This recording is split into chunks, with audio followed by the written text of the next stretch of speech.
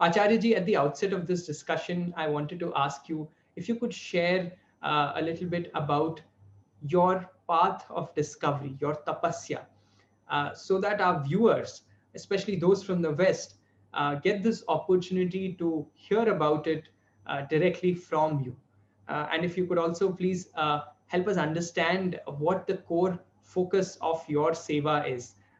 What are some of the current projects that you're engaged in and are planning? Shri Gurubhyo Namaha Hari Om. Mine, of course, is a longer and perhaps a broader story, and I'll give a few indications. I began studying the Yoga Vedanta teachings in the late 60s, or what is essentially over 50 years ago. I also began writing on these teachings over 40 years ago. In fact, starting in 1980, I did a whole series of translations from Rigveda and Upanishads for the Sri Aurobindo publications of various types. So what happened to me? Many in our generation were influenced by yoga teachers and India. In my case, I was also drawn into the deeper Vedantic teachings through Ramana, Shankara, Vivekananda, so many. Raja Yoga teachings, Yoga Sutras, Gita. And then something mainly Aurobindo drew me through Vedas back to Rig Veda. And then I also discovered the other branches of the Sanatana Dharma and the Vedangas, for example, Ayurveda, Jyotish. So it became a very long journey and study. I learned the Sanskrit as best I could. Later, I traveled to India in the 70s and did quite a few things there.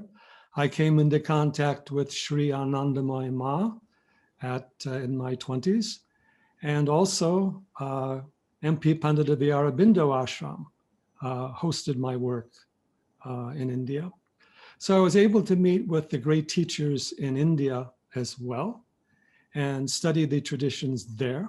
So I became kind of an unusual bridge in the sense that I, on one level, was helping to bring the Vedic yogic teachings, Ayurveda, Jyotish to the West from India, from original text and study with teachers there.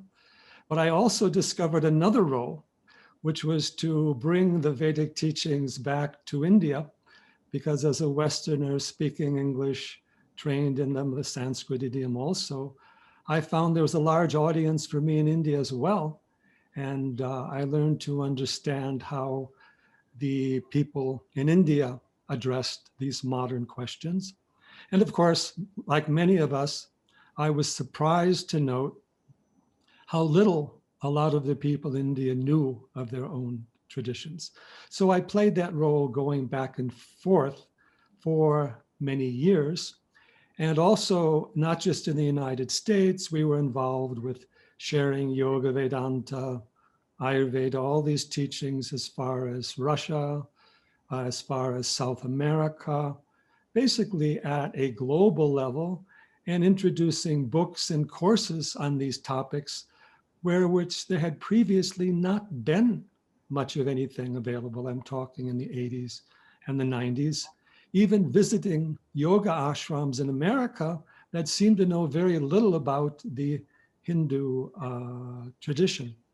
So, and then in the India side, I met with many, many, many great teachers and was able to connect with different sampradayas. And so overall, I was able to connect at a sadhana level with the tradition and teachers. And that gave me a kind of unique perspective among a lot of the Western people. So that joint work, both in India and the West from different angles, has continued since then at various levels. And this is another manifestation here through the Festival of Bharat. So a personal journey, sadhana journey, meditative journey, discovering these teachings within nature, within my own psyche, visiting all the sacred sites. I've been to all the Char Dham in India. I've been to Kailas Mansarovar. And then so many sampradayas we've worked with there. Swaminarayan, Chinmaya Mission, Arsha Vidya, Sringeri, Kanchi, Aurobindo, Ramana, Shivananda Murti. We got to meet and know many of the groups, and many of the groups inside of India, whether even up to the level of BJP, RSS, VHP, local leaders at various levels of various ashrams, temples. I was able to meet people at a ground level, so to get to know the people involved rather than to just hear in the distance what other people are saying about them. And then I've tried to share this knowledge through books and programs and conferences and even the social media. So that is a kind of a synopsis, but it is a tapasya. It is a mantra sadhana. It is a pranayama sadhana. It is study of the shastras. It is following, we just finished Shivaratri, by the way. It is following the festivals, Navaratri. And it is special initiations I have received from different gurus in these different lines and teachings and all of that. And then working with people at various levels. So it is not academic. It is not just simply curiosity. It is not an outside look. It has been an attempt to reconnect or to join the tradition from within and to be able to speak about the tradition from the inside rather than kind of this curious observer from the outside. And that is what I've tried to present, because so many views of the Sanatana Dharma, all these teachings, whether in Western academia, even in India, I've been in contact with these groups, has many distortions, misinformations, stereotypes, colonial shadows. So much more learning, rediscovery of Bharat is required. India as a great civilization, culture, perhaps and certainly the oldest, largest literature, the oldest, I would say, greatest, most vast and cosmic civilization. These are factors I bring into play, and not just simply, an outer view of a social level. Hari Om. Thank you so much, Acharya ji. That was you put it so beautifully, and it is so inspiring to hear that. And for so many of us in India, young people, we have learned so much from your writings and your lectures that we keep going back to them, and there is always so much to learn. And we are very grateful to you for sharing all of that with us.